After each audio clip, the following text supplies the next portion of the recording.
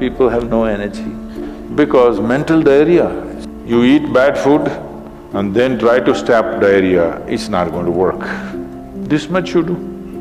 Tonight before you go to bed, keep it down and go to bed. In a little while, if you simply sit here, things around you will reverberate.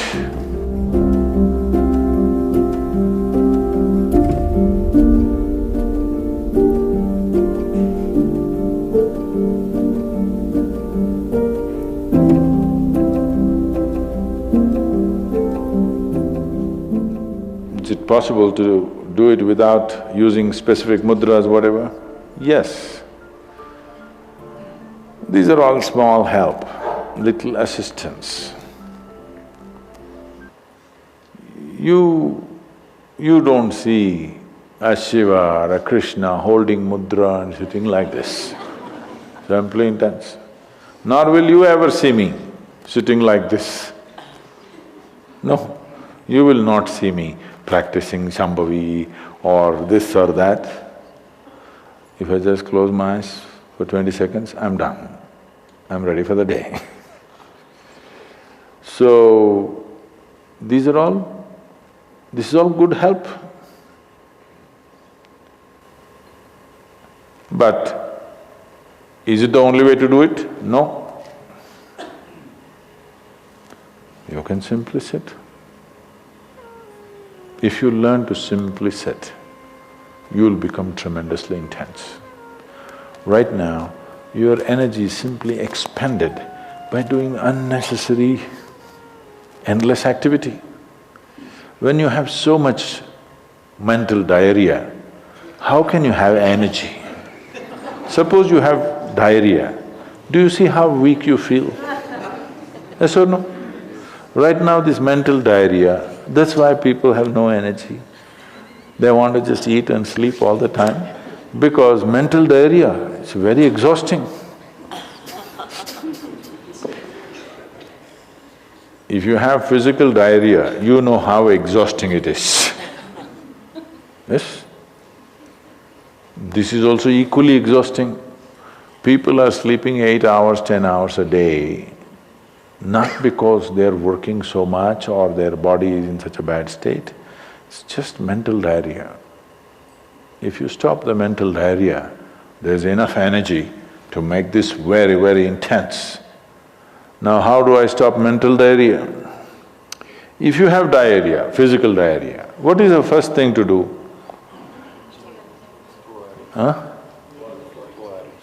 What?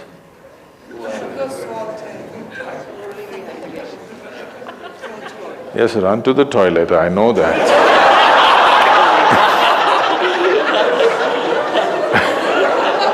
I'm saying as a corrective measure, what's the first thing you do?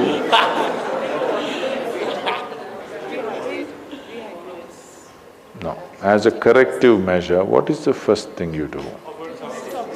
First thing is stop eating, right? Yes or no?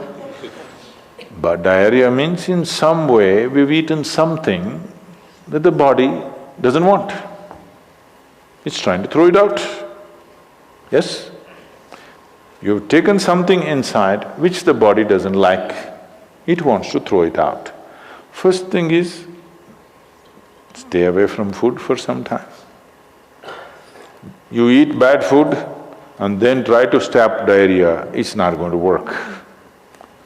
So similarly, bad food for the mind is just this. You have gotten identified with things that you are not. The moment you get identified with things that you are not, mental diarrhea is inevitable. It's bad food for the mind. Now it will run endlessly, do what you want. You do any damn meditation, you say Shiva, Rama, it's not going to stop. It's not stopped, isn't it? Because bad food is being eaten every day, you're getting identified with more and more things and you want to stop your mind, you do whatever kind of circus, it is not going to stop.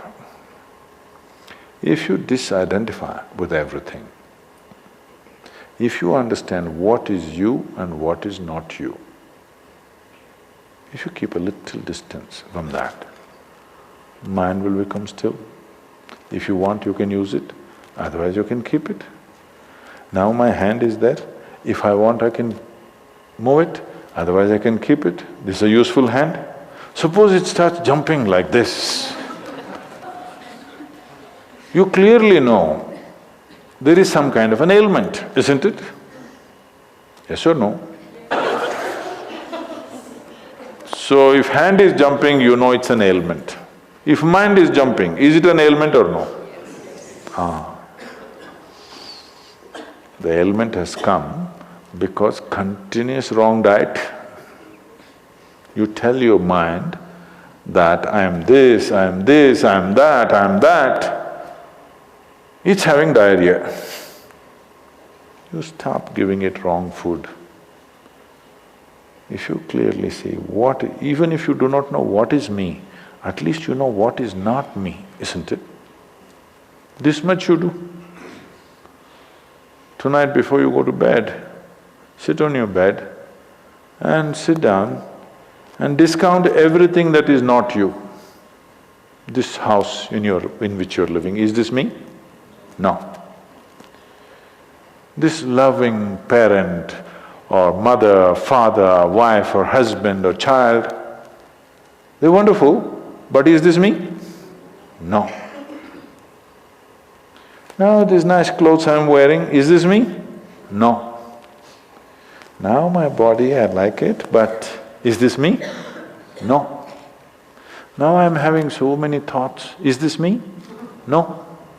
Now I'm having wonderful emotions, is this me? No. Like this, everything that's not you, before you sleep, keep it down and go to bed. Tomorrow morning, you will wake up considerably more intense than today. Every day you do it. In a little while, if you simply sit here, things around you will reverberate. Really. So I was in… a few years ago, couple of years ago, I was in America and this is a very typically American question. This lady comes up to me and she's very angry. I've been doing this yoga for last 35 years, nothing happened. But you went and just sat on a rock and things happened to you. This is not fair. Where is the damn rock?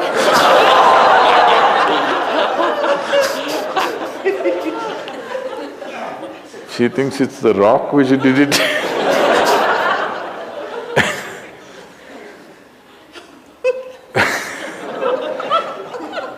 The only sadhana that I did in my life is, right from my very early age, though I was very actively involved with everybody around me, I never identified myself with my parents or my siblings or my endless number of friends or the society or the religion or the country or anything around me.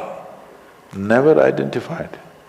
Not that I was not involved, I was very involved, very active.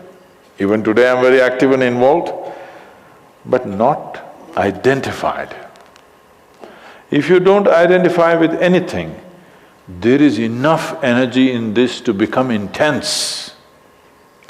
See, I want you to understand, your life energy right now in this body, how many things it's doing here as you're sitting here? Hello, do you know the complexity of activity it is doing?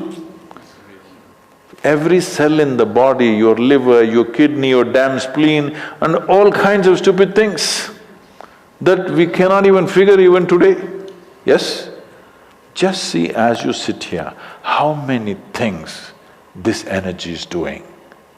Obviously it must be intense to do all this. You are not able to experience it because of diarrhea. When you have diarrhea, that's how you feel, isn't it? Yes or no? So that's how it is. Stop the diarrhea. Stop eating bad food, diarrhea will stop. Once diarrhea stops, there's enough energy in this to sit here and reverberate in a very intense way.